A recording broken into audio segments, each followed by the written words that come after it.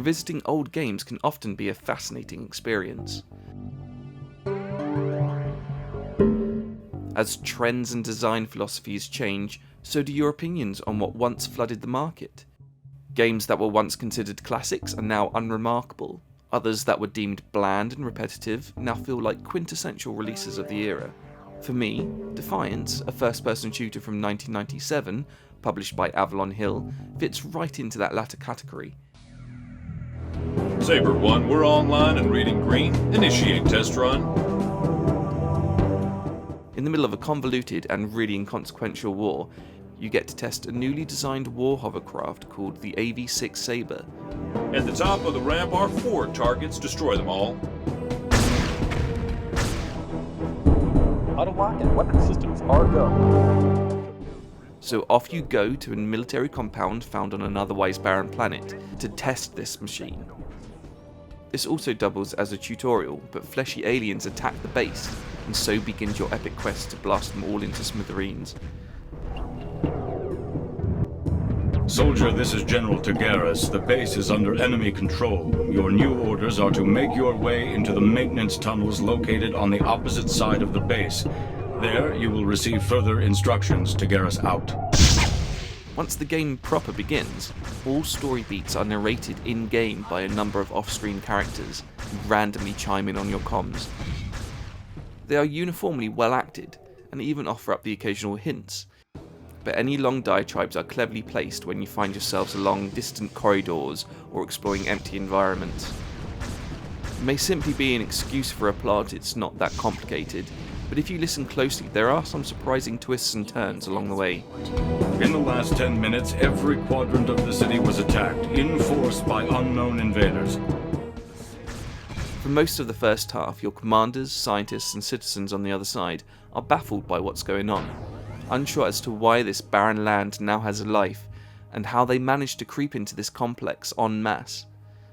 They hang around 2 types of level design, a maze of corridors or an open landscape, and can consist of hulking monstrosities, laser-spewing beasts, or flying manta rays that wouldn't be out of place in a classic Cronenberg film.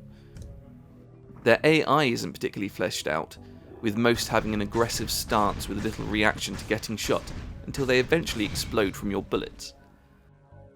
They do change on harder difficulties, but all they do is increase their bravado, increase their shooting frequency, and increase their numbers. They're also more of a bullet sponge, but with your unlimited starter weapon, you'll never be without offense. This regard is a bit lackluster, to be honest. But in truth, the action isn't Defiance's primary design philosophy. Levels are much more structured around exploration and navigation. Your weapons, of which you have 4 types of guns and 4 types of explosives, do just as much to the environment as they do to the enemies. They range from weak and slow laser blasts to a whirring cacophony of machine gun bullets, while your missiles are essentially different variants of boom. That boom can break crates, overload force fields, and destroy certain objects in the playfield, which open up the way forward or even reveal secret areas. Your ammo will be used up for this purpose just as much as combat. And if you're running out, just go destroy some crates. Some may give you a variety of different bullets, health, or shields, which aid you in your adventure. If you're unsure what can or cannot be destroyed, give a suspicious object a quick blast with your standard weapon. The sound it makes is decidedly different to the more sturdy walls that surround you, and this is where I should probably mention the sound design. While the sounds themselves aren't exactly the most inventive, the way they've been implemented are, at least for the time. The folks at Logicware spent a lot of effort developing N-Circle, a 3-dimensional sound technology that gives the listener a greater understanding of the location of any given sound.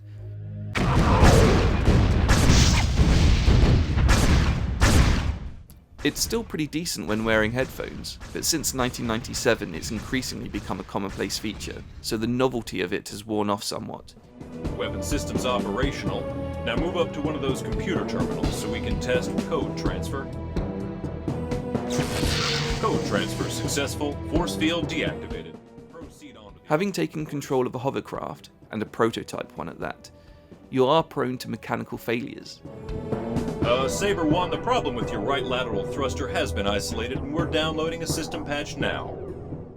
These are limited to scripted moments, but when my right thruster first went out, I thought there was something wrong with my mouse.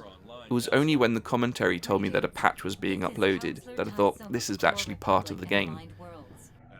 The floaty nature of your craft won't let you forget you're inside this kind of vehicle, but if you press F2, you'll be treated to a third-person viewpoint. It's nigh on impossible to take aim at anything while in this angle, but I did find it useful for certain platforming sections. Scale the exposed air vents until you come to an opening in the wall. Enter it, proceed down the vent, and make a right.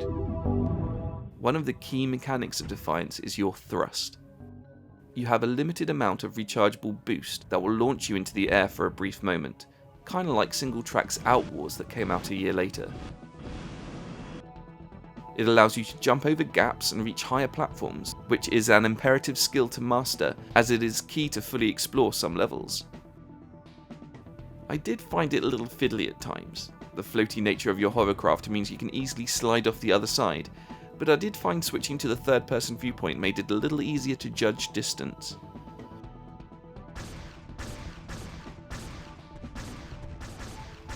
The levels are large and labyrinthine, with an output of radar to inform you of your position. A map would have been a godsend, but at least enemy entrails linger as a reminder of where you've been. You need to follow this underground river upstream until it resurfaces on the other side of the hills. Some sections, in particular the underground caverns, have much more of an emphasis on exploration. In this respect, it is not too dissimilar to how you would navigate a classic Tomb Raider level. But that being said, the routes you do find are much simpler, but I did spend some time trying to find them. I do enjoy this type of playstyle, but I understand that players who are expecting a more high-octane experience may be more than a little disappointed. Another element that will put off adrenaline junkies is the save system. As levels tend to get pretty large and separated into segments, there are save stations located at certain points. Generally they are thoughtfully placed, but there is a cheat that allows noobs to save whenever they want. Quite why this wasn't implemented from the off is beyond me. However, it does give you another reason to explore each and every corridor and side road. Defiance was a middling entry when it came out in 1997. It garnered average to poor reviews, but playing it in 2020, I really enjoyed my time with it. The simple design ethos holds up compared to games that were trying to do something new only to complicate things further. Perhaps Defiance defiantly deserves a new lease of life.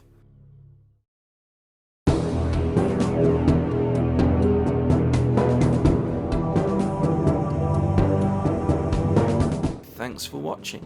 If you want to try Defiance for yourself, please check out the link below to find out how to get it working on Windows 10. Please remember to like, share, subscribe and do all that kind of stuff that helps us. And I'll see you next time on the Collection Chamber.